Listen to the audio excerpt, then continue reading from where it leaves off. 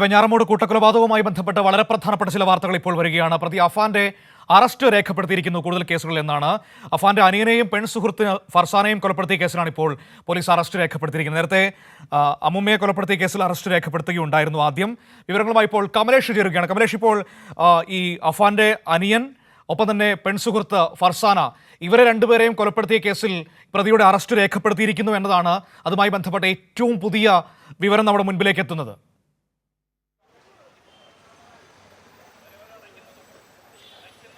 മനു, തീർച്ചയായും ഈ വെഞ്ഞാറമൂട് കൂട്ടക്കൊലപാതകവുമായി ബന്ധപ്പെട്ട് 3 കേസുകളാണ് രജിസ്റ്റർ ചെയ്തിട്ടുള്ളത്. ഒന്ന്, മനു ഇപ്പോൾ പറഞ്ഞതുപോലെ തന്നെ ഈ പ്രതിയുടെ അനിയനെയും പെൺസുഹൃത്തിനെയും കൊലപ്പെടുത്തിയ കേസ്, മറ്റൊന്ന് പിതൃമാതാവിനെ കൊലപ്പെടുത്തിയ കേസ്, മറ്റൊന്ന് പിതൃ സഹോദരനെയും ഭാര്യയെയും കൊലപ്പെടുത്തിയ കേസ്.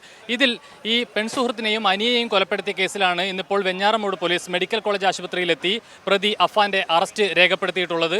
മറ്റൊരു കേസിൽ ഈ രണ്ടാമത്തെ പിതൃ സഹോദരനെയും ഭാര്യയെയും കൊലപ്പെടുത്തിയ കേസിലുള്ള അറസ്റ്റ് പിന്നീട് ഈ പ്രതിയെ കസ്റ്റഡിയിൽ വാങ്ങിയതിന് ശേഷം രേഖപ്പെടുത്തുമെന്ന് വെഞ്ഞാറമൂട് CI ഇപ്പോൾ വ്യക്തമാക്കിയിട്ടുള്ളത്. നേരത്തെയുള്ള കേസിൽ, അതായത് ഈ പാങ്ങോടുള്ള കേസിൽ ഈ പിതൃ മാതാവിനെ കൊലപ്പെടുത്തിയ കേസിൽ നേരത്തെ തന്നെ പ്രതിയുടെ അറസ്റ്റ് രേഖപ്പെടുത്തിയിട്ടുമുണ്ട്. ഏതായാലും ഈ നിലവിൽ ഇപ്പോൾ മെഡിക്കൽ കോളേജ് ആശുപത്രിയിൽ ചികിത്സയിലാണ് പ്രതി അഫാനുള്ളത്. ഇയാളെ ജയിലിലേക്ക് മാറ്റുന്നത് അടക്കമുള്ള കാര്യങ്ങളിൽ ഇനിയും ഒരു തീരുമാനത്തിലേക്ക് വന്നിട്ടില്ല. ചില ശാരീരിക ബുദ്ധിമുട്ടുകൾ ഉള്ളതുകൊണ്ട് ഈ ആശുപത്രിയിൽ തന്നെ തുടരും എന്നാണ് നമുക്കിപ്പോൾ മനസ്സിലാക്കാൻ കഴിയുന്നത്. ഈ മറ്റ് കേസുകളിൽ കൂടി, അതായത് പ്രതിയെ കസ്റ്റഡിയിൽ കിട്ടിയതിന് ശേഷം അതിനുശേഷമായിരിക്കും 3ാമത്തെ കേസിൽ അറസ്റ്റ് രേഖപ്പെടുത്തുക. മനു, ശരി. കമലേഷ് വിവരങ്ങൾ നൽകിയത് തിരുവനന്തപുരത്ത് നിന്ന്.